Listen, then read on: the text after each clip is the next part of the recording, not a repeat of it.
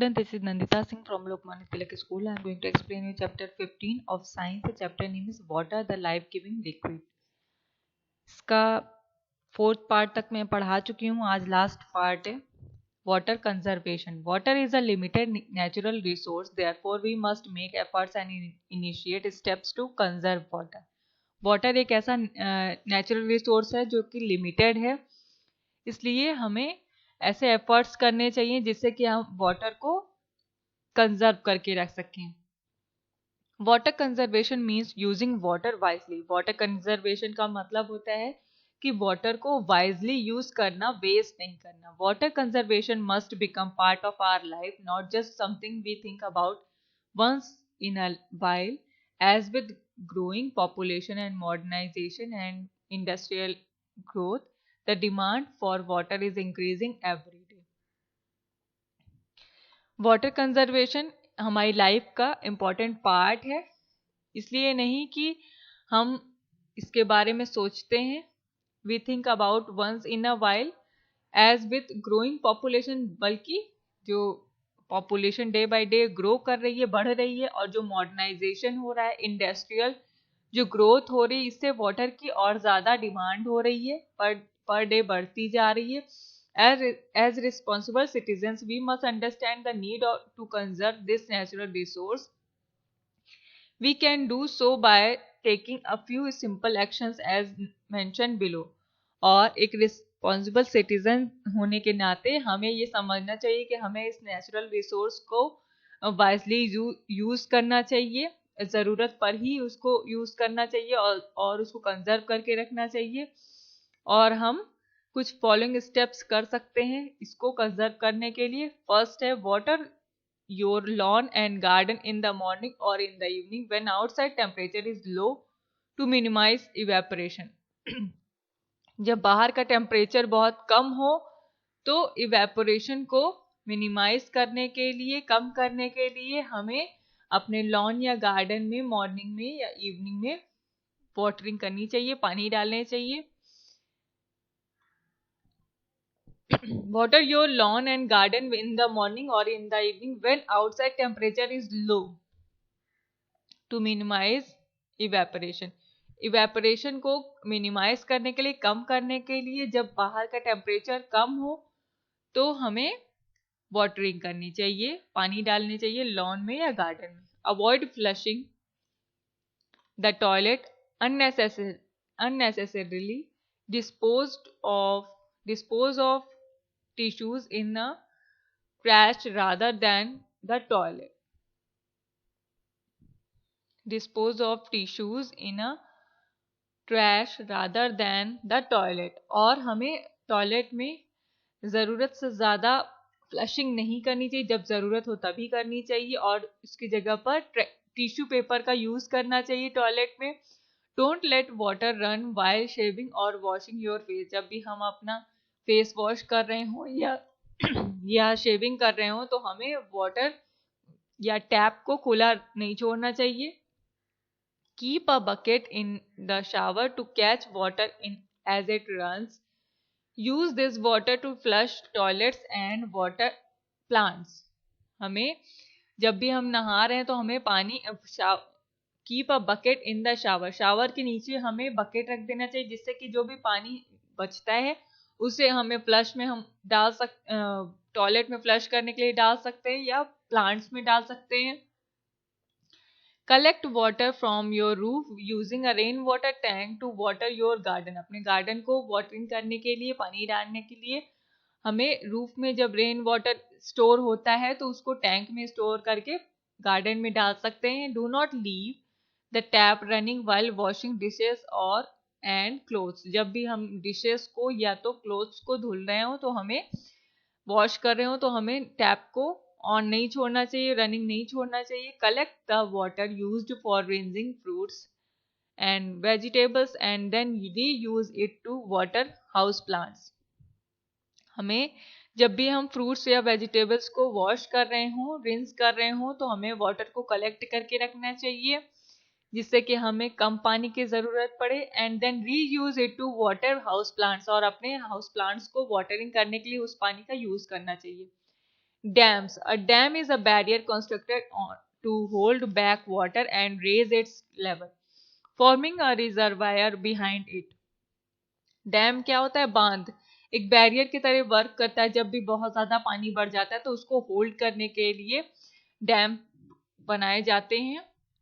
Dam generally serve the primary purpose of retaining water, while other structures such as flood gates are used to manage or prevent water flow into specific land regions. In addition, dams are also used to generate electricity. The flood gates help control the amount of water. When the region surrounding the dam faces rainfall scarcity, the water stored in the reservoir is released by opening the floodgates. On the other hand, during heavy rainfall, the excess water is stored in a reservoir. और क्या होता है कि dam एक barrier की तरह काम करता है। जब बहुत ज्यादा बारिश होती है, बहुत ज्यादा रेन वाटर होता है, तो जब फ्लड यानी बाढ़ आने की आशंका होती है तो ये डैम वाटर को होल्ड करके रखता है, जिससे कि पानी बैंक से बाहर नहीं आ सकता, वाटर बैंक से बाहर नहीं आ सकता। और ये क्या करता है?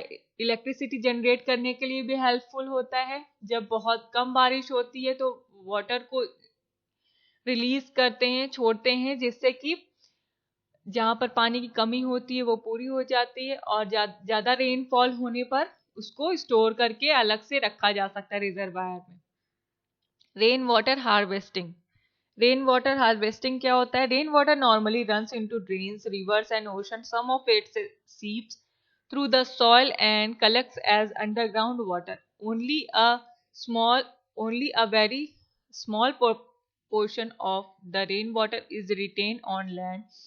Hence, we should try to collect the rainwater rather than allowing it to run off without being used. This can be done rainwater harvesting in the following 2 ways. Rain water जब होता है, जब रेन होती है तो उसका water drains में यानी नालियों में, रिवर्स में, ओशन में जाकर के मिलता है और सॉइल में जाकर के इकट्ठा हो जाता है, जो कि अंडरग्राउंड वाटर भी बनने लगता है। और कुछ ही पोर्शन इसका रेन वाटर का लैंड पर रहता है। तो हमें ये करना चाहिए कि रेन वाटर को हम स्टोर करके रखें, जिससे कि हम उसका रीयूज कर सके, इन कंपैरिजन टू उसको खुला छोड़ दें कि वो बह करके नालियों में जाए। और इसके लिए 2 वेज फॉलो किए जा रहे, 2 स्टेप्स हैं। Roof top rain water harvesting is the method collecting rainwater from the rooftops of building through pipes into a water tank. This can be later filtered by simple method for future use. The water thus collected can also be stored in a underground pits, which can recharge the groundwater.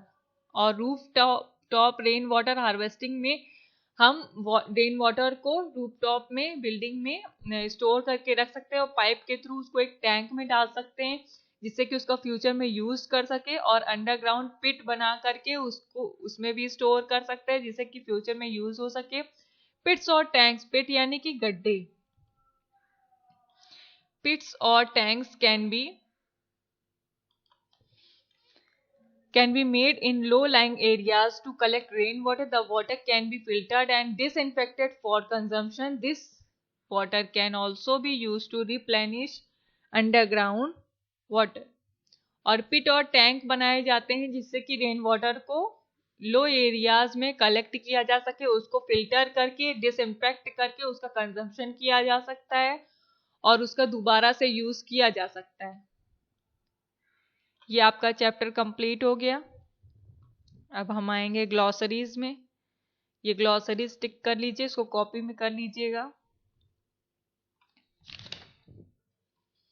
Tick the correct option है, book में करना है, matching book में करना है, fill up है, इसको भी बुक में करना है। जो विजिबल नहीं है मैं उसको बोल देती हूँ। फर्स्ट वाले में है हाइड्रोजन एंड ऑक्सीजन, सेकेंड वाले में इवेपोरेशन है, थर्ड वाले में है solid, liquid and gas, fourth में है लिमिटेड, फिफ्थ में है रेन वाटर हार्वेस्टिंग।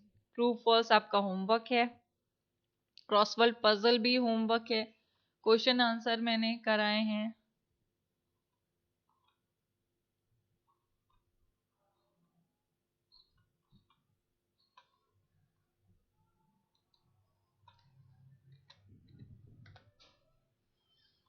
ये एक क्वेश्चन और है, पीछे के पेज, नेक्स्ट पेज पर था।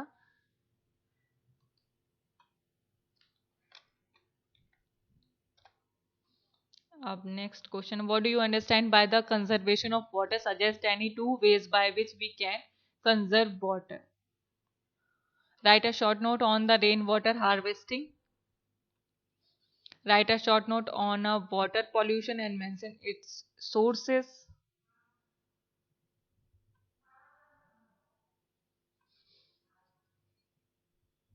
Explain how does water vapor form clouds.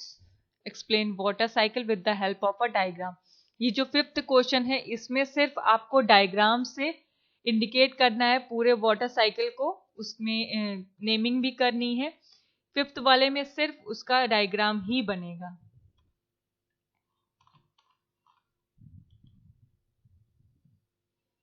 ये 5th वाले में आपको क्वेश्चन उतारना है और ये आपको नहीं लिखना है। Draw the diagram of the water cycle, ये नहीं लिखना है। इसकी जगह पर आपको डायग्राम बनाना है प्लेन साइड पर कॉपी के।